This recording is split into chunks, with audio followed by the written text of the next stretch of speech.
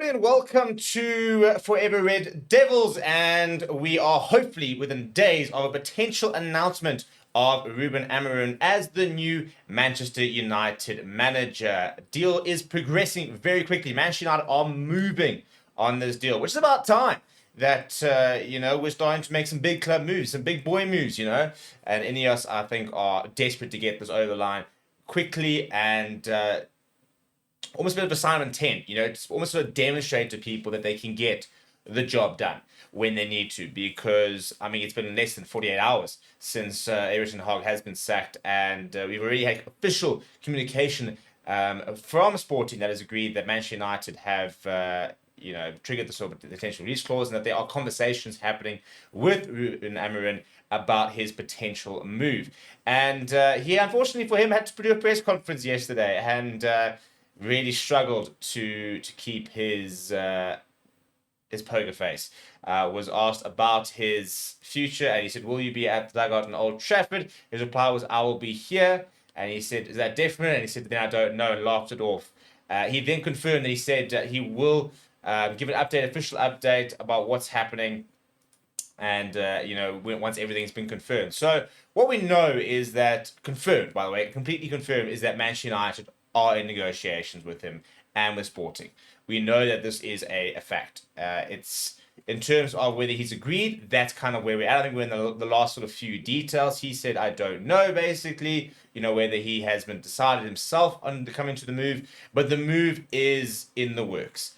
And I don't think that, the fact that Manchester United were in that sort of selection of clubs where the release clause will be slightly less indicates it is a job, for example, he does want. And I think it's a job that he will take. Now, there's been a big backlash regarding a lot of Sporting fans with regards to a potential move mid-season where he's playing well, they're playing well, they're undefeated, they're doing well. So it's not gone down particularly well. However, the reality is that Manchester United's the biggest job in the world, one of the top 3 biggest jobs in the world.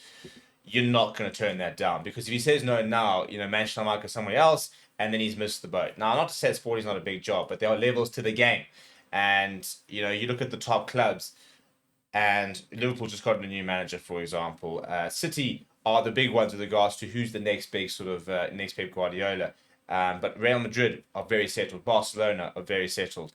Bayern Munich, we'll have to wait and see what they have this season. But, already seen potential moves like the likes of Xabi Alonso being lined up. So there's no guarantee, for example, that if he were to say no to Manchester United, come the end of the season, he might have better options. And apparently a very big financial offer, for example. And, as much as some people are saying it's a terrible idea, don't take the job because of how difficult it is, as a manager, this is the ultimate job. To take a Manchester United, which are struggling, which are not getting results, to take a team like that back to the top.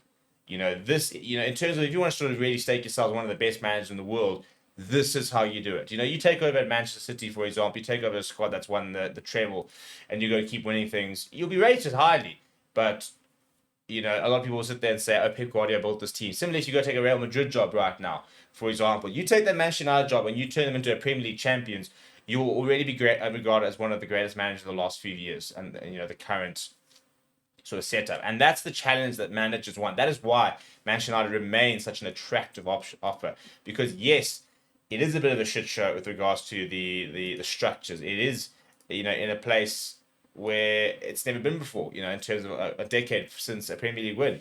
But the potential is there, and now with the new owners, new backing, new stadium, there is only a massive project in the next 10 years. And I think any manager in the world would want to be at the head of that project.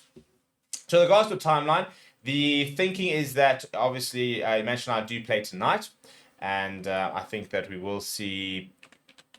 Obviously, Ruben will take over that name, but the idea I think a lot of people are hoping is that Ruben Amorim will be in the dugout, or not necessarily in the dugout, but he'll be in the stands or whatever come Sunday, and he'll manage Manchester United from next week type of thing. That is what Ineos are really pushing for. They want him to be involved from next week, basically have a couple of weeks for international break, and then really sort of build up a bit of momentum. Now, from a Manchester United perspective, Leicester tonight, really hoping that we get a bit of a managerial bounce.